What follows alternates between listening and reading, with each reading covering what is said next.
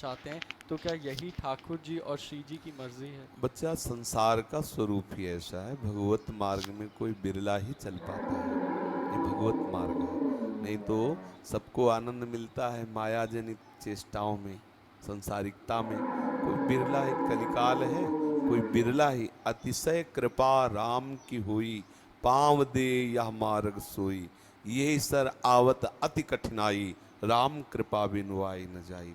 भक्तों ने, महापुरुषों ने लिखा है, पहले से लिख गए हैं। ये गृह कारज नाना जंजाला, ते अति दुर्गम शैल विशाला। उन पहाड़ों को पार करके आना बहुत कठिन है।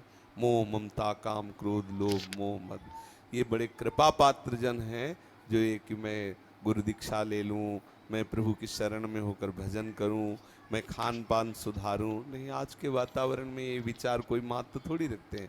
लोग उपहास करेंगे, आप माला तिलक धारण करके और भाई प्याज लहसुन तो नहीं पड़ा ऐसा पूछोगे तो लोग उपहास करेंगे, तुम्हारा बड़ा पंडित बनता है, बड़ा भगत बनता है।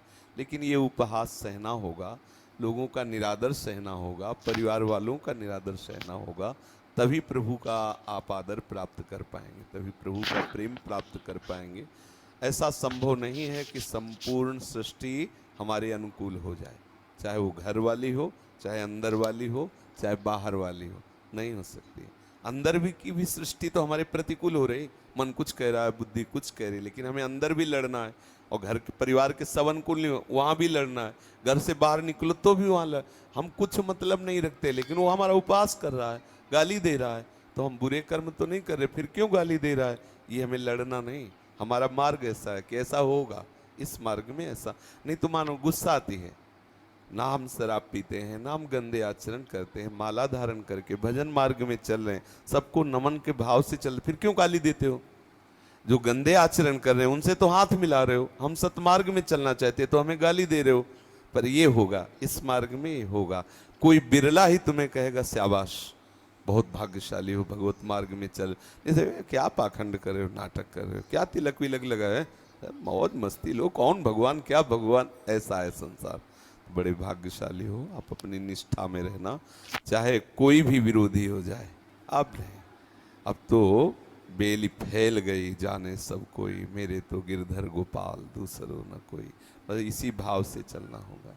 ये संसार बख्शेगा नहीं, ये संसार तुम्हें रुलाएगा, तुम्हें कष्ट देगा, प्रतिकूलता देगा, अपमान तिरस्कार, लेकिन हम अपने प्यारे के प्यार के लिए सब सहेंगे।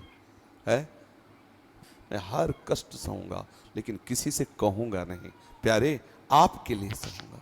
अगर इतना अंदर भाव आ गया ना कि प्यारे के लिए, तो प्यारे बरस पड़ेंगे, देख लेना।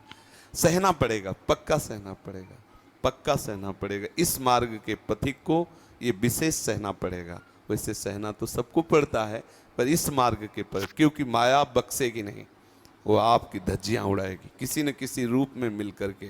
देखो, संत जन किसी से कोई मतलब नहीं रखते, फिर भी आप घूम के देख लो, अगर सैकड़ों वंदना करने वाले होंगे तो सैकड़ों निंदा करने वाले।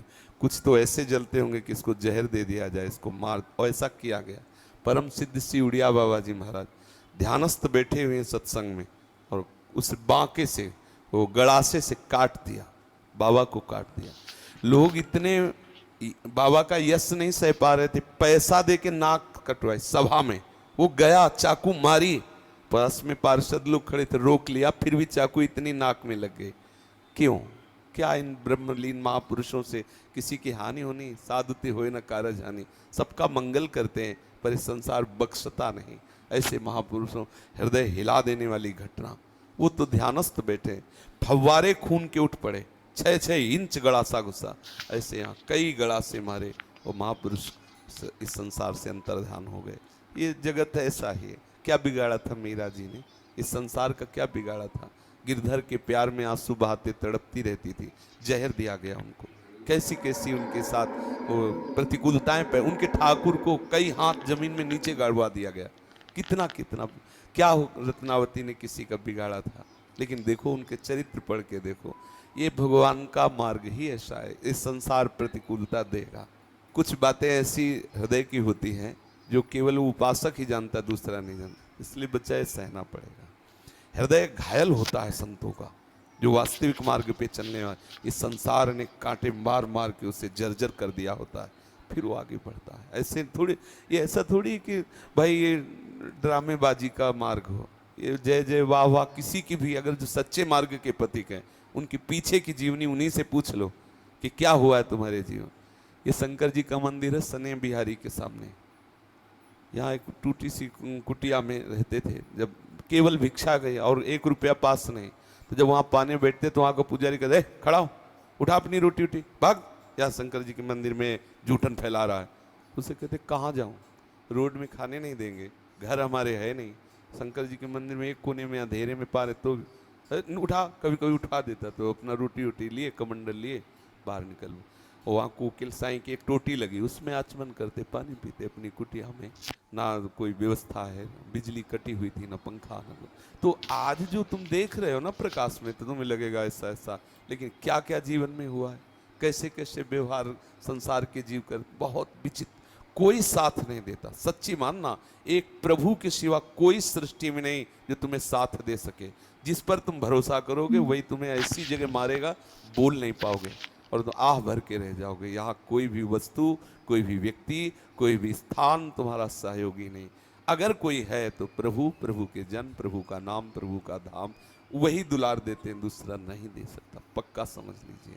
इसलिए भाई ये आज हम हृदय की बात इसलिए कह रहे हैं कि आप सोचेंगे कि आप आपके परिवार वाले विरोधी हैं।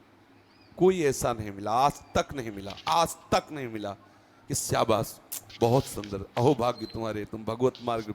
लगता था कोई तो यार सहयोग दे, जिधर जाओ उधर सब कटु दृष्टि, जिधर जाओ उधर अपमान, जिधर जाओ उधर किसी की समीपता लेते तो हमारा जो आंतरिक मार्ग है उसे बाधित करने की, फिर सबसे अलग असंग। तो इसलिए ये प्रभु का मार्ग बहुत विचित्र मार्ग है, इसलिए बच्चा इसको सहना होगा। अगर आगे बढ़ना है तो ये वीर बहादुरों का मार्ग है, बिल्कुल पक्का। किसी से हम नहीं कहेंगे कि हमें क्या क्या कष्ट मिला। तब प्यारे खड़ा मुस्कुराता हुआ देखता रहता है, फिर वो दौड़ के हृदय से लगा मेरे लिए इतना, फिर वो बरस पड़ा, फिर कौन है त्रिभुवन में, कौन है कि उसकी तरफ आंख उठा सके, जिसके ऊपर इनका वरद हस्त हो चुका। फिर नहीं, फिर तो चाहे आप अंदर से जलो लेकिन बाहर से ऐसे करना पड़ेगा। वो जब निकलेगा उसकी दृष्टि पड़ेगी तो ऐसे करना पड़ेगा। अपने आप पीछे भले गाली देना, लेकिन सामने पड़ते ही आपको ऐसे होना पड़े, क्योंकि बादशाहों के बादशाह का गुलाम है, अब तुम्हारी नहीं चल सकती। तो इसलिए थोड़ी यात्रा ऐसी होती कड़वी जिसको सहना पड़ता है। हाँ जी ने ये